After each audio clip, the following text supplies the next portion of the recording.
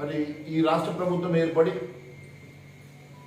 6 నెలలు గడుస్తున్నా ఇప్పటి వరకు రైతు భరోసా పేరు మీద వారు హామీ మేరకు వారు ఇవ్వాల్సిన ఎకరానికి 15,000 రూపాయల డబ్బుని ఒక్క రూపాయి కూడా ఈ రోజు వరకు ఈ రైతుల అకౌంట్లు జమ చేయని దౌర్భాగ్యమైనటువంటి ప్రభుత్వం ఏదైనా ఉంది అని అంటే అది కాంగ్రెస్ ప్రభుత్వం తెలియజేస్తా ఉన్నాను. గత నవంబర్ 2023 రోజు రైతు బంధు డబ్బులు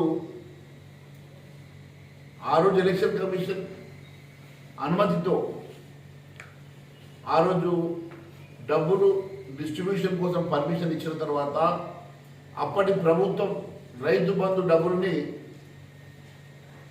జమ చేస్తున్నటువంటి తరుణంలో రాజకీయ ప్రయోజనాలు లేకుండా ఆన్గోయింగ్ స్కీమ్ కింద వాటిని రైతుల ఖాతాలో జమ చేయొచ్చు అని చెప్పించి ఆ రోజు ఎలక్షన్ కమిషన్ అవకాశం ఇచ్చినప్పటికీ అప్పటి మంత్రులు హరీష్ రావు గారు ఒక స్టేట్మెంట్ని ఆధారంగా చేసుకుని ఎలక్షన్ కమిషన్ విత్డ్రా చేసుకున్నది కదా. ఆ రోజు నుంచి ఈ రోజు వరకు గత ప్రభుత్వ రైతు బంధు డబ్బులను గత ప్రభుత్వం ఇచ్చినట్టుగా మరి అందరికి ఇవ్వకుండా దాటవేసి 6 నెలలు గడుస్తున్న రైతు బంధు కింద రావాల్సిన డబ్బునే రైతులకు పూర్తిగా ఇవ్వలేనటువంటి అసమర్థమైనటువంటి ఈ ప్రభుత్వం ఈరోజు రైతు భరోసా కింద 15,000 రూపాయలు ఇస్తామని చెప్పినటువంటి ఈ ప్రభుత్వం 6 నెలలు గడుస్తున్నా మరి ఇప్పుడు సీజన్ వచ్చింది, రైతుకు డబ్బులు ఇప్పుడు అవసరం ఉంటాయి. పాపం రైతు డబ్బులు వస్తే పెట్టుబడి కింద పనికొస్తుందని చెప్పి రైతులు ఎదురు చూస్తూ ఉన్నారు. దుక్కి మొదలవుతుంది. ముఖ్యమంత్రి గారు కూడా రైతు బిడ్డ అని చెప్పుకుంటారు. మరి ముఖ్యమంత్రి గారికి బహుశా రైతుకి పెట్టుబడి సాయం ఎప్పుడు అవసరం ఉంటుందో తెలుసు కావచ్చు. తెలిస్తే మరి వెంటనే డబ్బులు వారికి సమకూర్చాల్సిన బాధ్యత మీ మీద ఉన్నది కదా. మరి ఇప్పటి వరకు మీరు ఇస్తారన్నటువంటి రైతు భరోసా స్కీమ్ని ఎందుకు మొదలు పెడతలేరు, ఎందుకు వారికి డబ్బులు ఇవ్వడం లేదని చెప్పి మేము ప్రశ్నిస్తున్నాం. మరి రైతు భరోసా కింద మీరు ఇవ్వాల్సిన 15,000 రూపాయలు అన్కండిషనల్గా ఏ రోజైతే మీరు మేనిఫెస్టోలో పెట్టినట్టుగా అన్కండిషనల్గా ప్రతి రైతుకి ప్రతి ఎకరాకి ఇవ్వాల్సినటువంటి మీరు ఎందుకు దాటవేసే ప్రయత్నం చేస్తూ ఉన్నారు. మన పార్లమెంట్ ఎన్నికల సందర్భంగా నేను అందరికీ ఇస్తున్నాను, అసలు ఎలాంటి కండిషన్ లేదు, అన్కండిషనల్గా ప్రతి రైతుకు ప్రతి ఎకరాకి ఇస్తున్నా అని చెప్పారు కదా.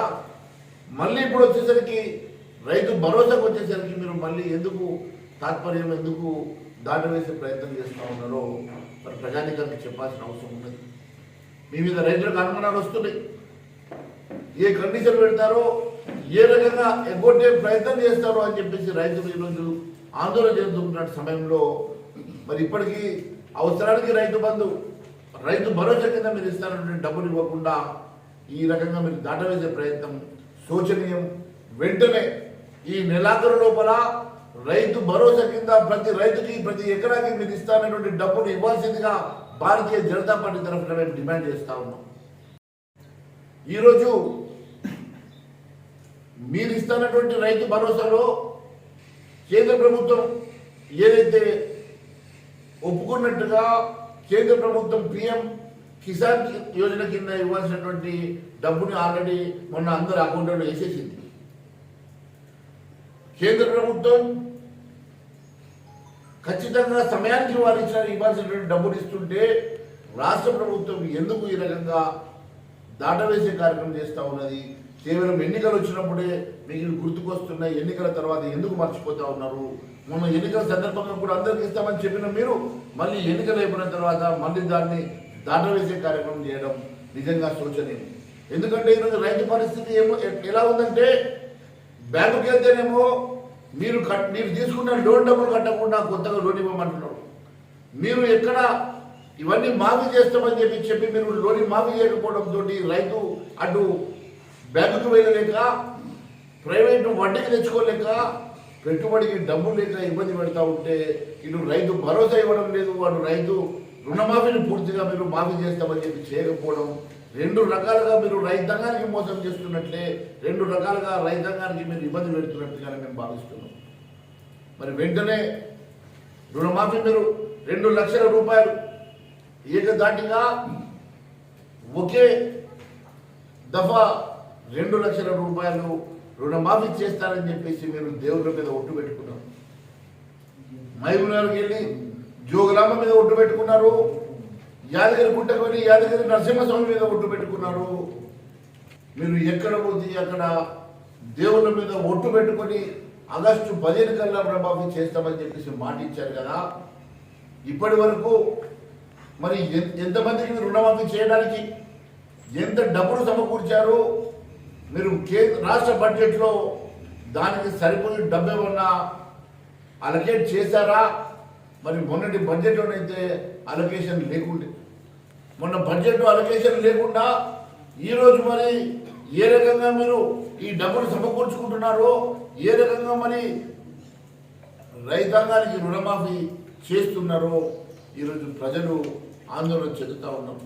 రుణమాఫీ చేయకుండా, రైతు బంధు ఇవ్వకుండా, రైతు భరోసా ఇవ్వకుండా యావత్ రైతాంగానికి మీరు పెడుతున్నటువంటి గోస అంతా ఇంత కాదు. ఖచ్చితంగా మీరు ఈ నెలాఖరు లోపల రైతు భరోసా కింద మీరు జమ చేసినటువంటి డబ్బు జమ చేయాల్సిందిగా మేము డిమాండ్ చేయడమే కాకుండా 15 ఆగస్టు లోపల మీరు ఏదైతే రుణమాఫీ చేస్తారన్నారో ఖచ్చితంగా చేయాలని చెప్పేసి, లేని పక్షంలో భారతీయ జనతా పార్టీ తరఫున రాష్ట్ర వ్యాప్తంగా ఆందోళన చేపట్టడమే కాకుండా మేము ప్రజాక్షేత్రంలో మీ సంగతి తేల్చుకుంటామని చెప్పి కూడా తెలియజేస్తా ఉన్నాం.